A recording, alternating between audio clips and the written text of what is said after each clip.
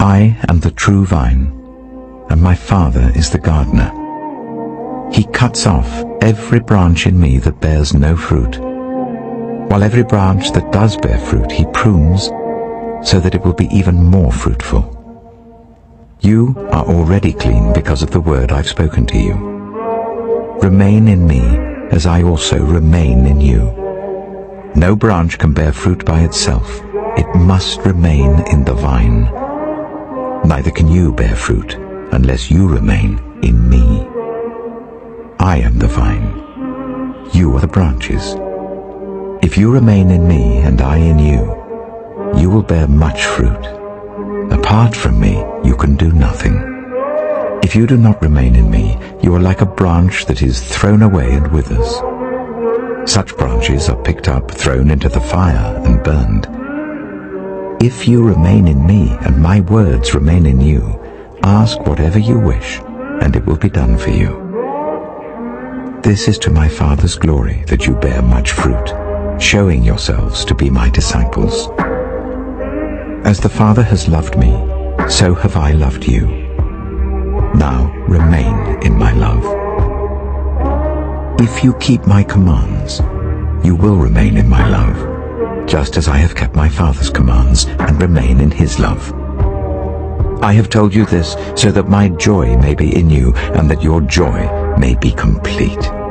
My command is this: love each other as I have loved you. Greater love has no one than this, to lay down one's life for one's friends. You are my friends if you do what I command. I no longer call you servants, because a servant does not know his master's business.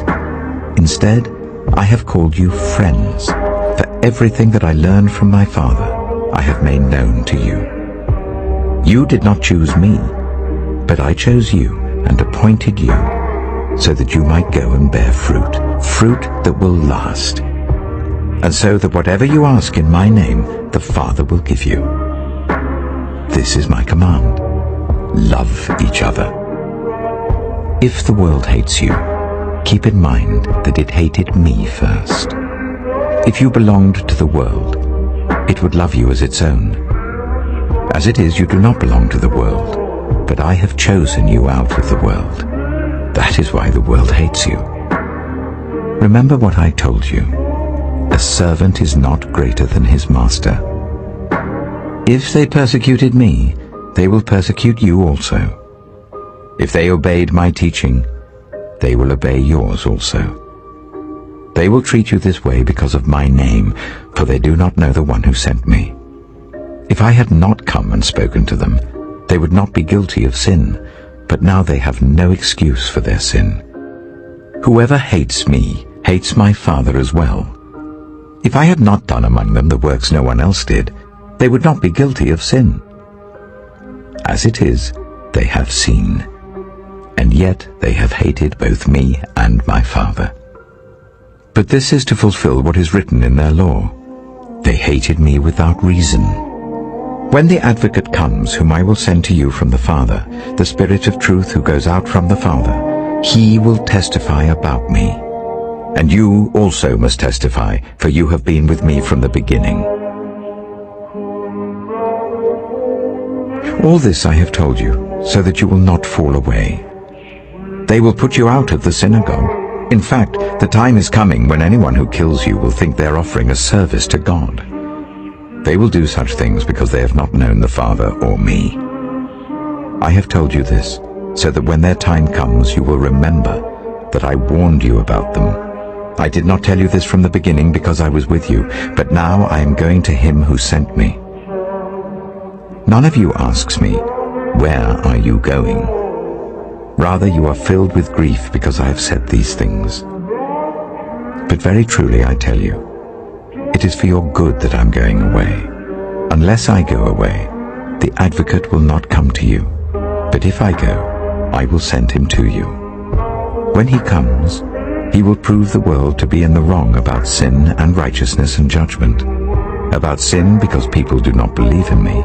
About righteousness, because I am going to the Father, where you can see me no longer. And about judgment, because the prince of this world now stands condemned. I have much more to say to you, more than you can now bear. But when He, the Spirit of truth, comes, He will guide you into all the truth. He will not speak on His own. He will speak only what He hears, and He will tell you what is yet to come. He will glorify me, because it is from me that He will receive what He will make known to you. All that belongs to the Father is mine. That is why I said, the Spirit will receive from me what He will make known to you. Jesus went on to say, in a little while you will see me no more, and then after a little while you will see me. At this, some of His disciples said to one another, what does He mean by saying, in a little while you will see me no more, and then after a little while you will see me?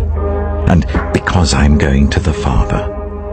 They kept asking, what does He mean by a little while? We don't understand what He's saying. Jesus saw that they wanted to ask Him about this, so He said to them, are you asking one another what I meant when I said, in a little while you will see me no more, and then after a little while you will see me? Very truly I tell you, you will weep and mourn while the world rejoices. You will grieve, but your grief will turn to joy. A woman giving birth to a child has pain because her time has come. But when her baby is born, she forgets the anguish because of her joy that a child is born into the world. So with you. Now is your time of grief. But I will see you again, and you will rejoice, and no one will take away your joy. In that day, you will no longer ask me anything. Very truly I tell you, my Father will give you whatever you ask in my name. Until now, you have not asked for anything in my name. Ask, and you will receive, and your joy will be complete. Though I have been speaking figuratively, a time is coming when I will no longer use this kind of language, but will tell you plainly about my Father. In that day you will ask in my name. I am not saying that I will ask the Father on your behalf. No, the Father Himself loves you, because you have loved me and have believed that I came from God. I came from the Father and entered the world. Now I am leaving the world and going back to the Father. Then Jesus' disciples said, now you are speaking clearly and without figures of speech. Now we can see that you know all things, and that you do not even need to have anyone ask you questions. This makes us believe that you came from God. Do you now believe? Jesus replied. A time is coming, and in fact has come, when you will be scattered, each to your own home. You will leave me all alone. Yet I am not alone, for my Father is with me. I have told you these things, so that in me you may have peace. In this world you will have trouble, but take heart. I have overcome the world.